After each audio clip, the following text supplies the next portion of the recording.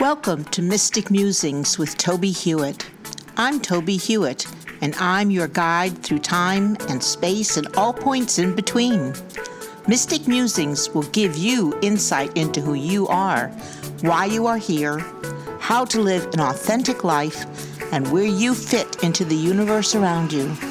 Join me on this path of mystical exploration.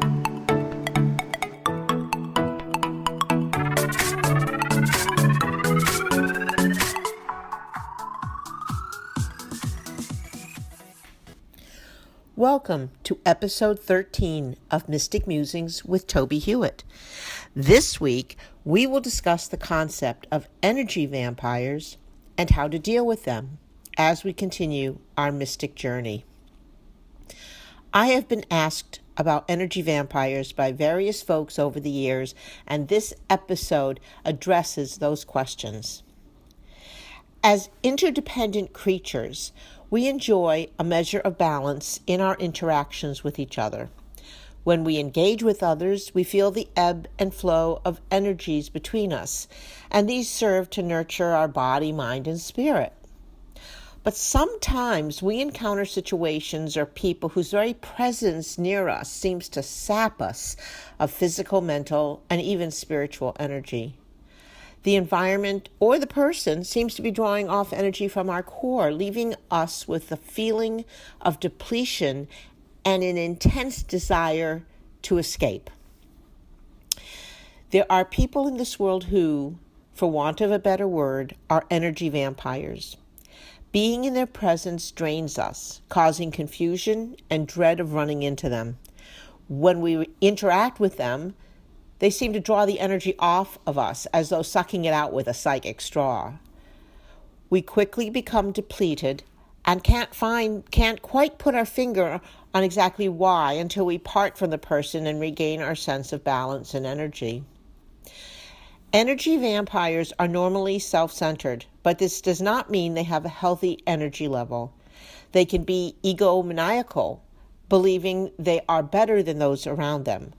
Or they can be people whose lives have bred them to rely on the positive energy of others to survive, whether they use the energy for positive or negative actions. On a global scale right now, there are energy vampires who are sucking the energy out of millions of people, or at least trying to do so. These are needy people who are unable to tap into their own physical, mental, and spiritual energies and recharge themselves. They need to be the center of attention at all times and will go to what are really desperate ends to maintain the level of energies that allow them to survive. The people they are drawing the energies from are often left bewildered as to the exact mechanism that is causing their discomfort, and it isn't until they separate their awareness from these people that they discover the source of their depletion. Engaging in positive, life-affirming activities independently or with others can help to offset the otherwise constant depletion that assails them. Engaging in group meditation or a yoga class, for example, can often help.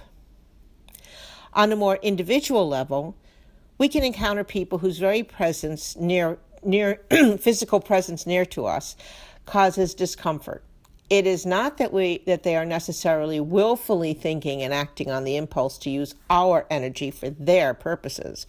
They are instead existing from a place where ego overrides all other considerations. And it may not be inflated ego. It may indeed be a lack of a healthy ego.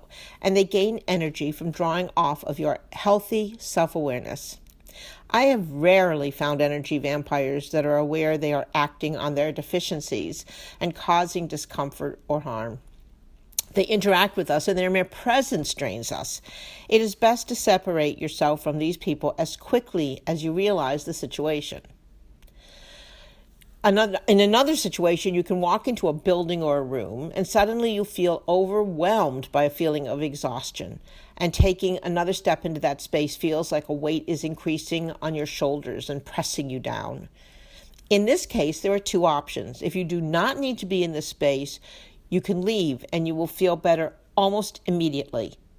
If you do need to be in this space, for example, work, you will need to develop mechanisms and engage tools that will help you cope during the time you need to be there.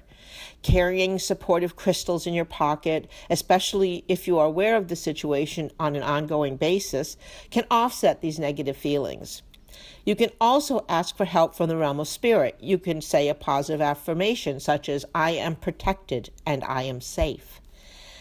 Sometimes we enter a space where a lot of people are busily engaging in an activity, for example, a supermarket filled with shoppers preparing for a holiday meal. While one might suppose that preparing for a family feast would feel joyous, the frenzy involved in doing so can leak into the air and sap those whose sensitivities are irritated by these energies. For those especially sensitive, it is a good idea to avoid these crowded areas as much as possible. Other than walking away and regaining our core strength, how can we protect ourselves from energy vampires, either as far as place or people? Well, we can carry crystals. I hardly ever go out without a clear quartz crystal. And I have, I have a moss agate that I always carry, which keeps the environment around me clear. If you know that this is a situation you're going to always be going into or on a consistent basis, you can carry a little bag or vial of salt and make sure, or just put salt in your pocket. Just a few grains can protect yourself from these energies. Now, because we're really nice people, I hope everybody listening here is truly on a path of mystical niceness. How do we try to heal these people? Often it is a very difficult task, especially when the ego has crossed the line into narcissism. But for those who have not seemingly gone so far into that direction, it can be helpful to send healing energies to them when you are safely away from their close proximity. You can light a candle and center yourself and then flow pink and green light around the person and then finish it off by sending them crystal white light. This activity may not fully heal this person, but it helps you by allowing you to act from a space of love and peace. And that will also help to replenish any energy that remains missing from your interaction with the vampire. Remember that when you find yourself in an environment in which you are able to do so, you can always smudge the area, which will clear the negative energy and fill it with peace. Please listen to episode 9 for guidance on how to smudge a space. The opposite of energy vampires are situations, places, and people that fill us with joy and peace. Their energy meets our energy, and the synergy is absolutely amazing. Our spirits dance at such a meeting and the sharing of positive energy. When I give a reading or when I start a seance, I always start by stating that I will only receive messages in and of the white light. And we can perhaps best start our days with that same phrase, that you will only receive messages or energy or guidance in and of the white light. Now, the exercise for this week is to start to notice when your energy, through no action of your own, starts to decrease, seems to dissipate with no apparent reason. This could happen in different environments in which you find yourself, or when you come into proximity with different people. In order to balance this feeling, ask the realm of spirit for protection and countering positive energy in the form of crystal white light. You will immediately feel relief from the feeling of depletion.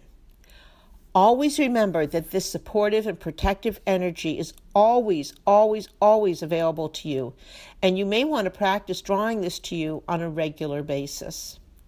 Next week, please join me for episode 14, when we will look at the idea of psychic readings, the practice of giving psychic readings. What are they? How do we do these psychic readings? How you can receive a reading and what to expect as we continue our mystic journey. Thanks for listening to this episode of Mystic Musings. Please join me every week to continue our exploration of all things mystical that can help you have a more practical and magical life. Please visit my website, tobiehewitt.com, for more information and to read my blog postings. And join me also at pathwaystomindfulness.org to learn how you can schedule a presentation. I am available for mindfulness training, demonstrations of psychic abilities, and individual readings. I also have a number of books on mystical topics on Amazon.com. I look forward to hearing from you and answering your questions. Please contact me through TobieHewitt.com.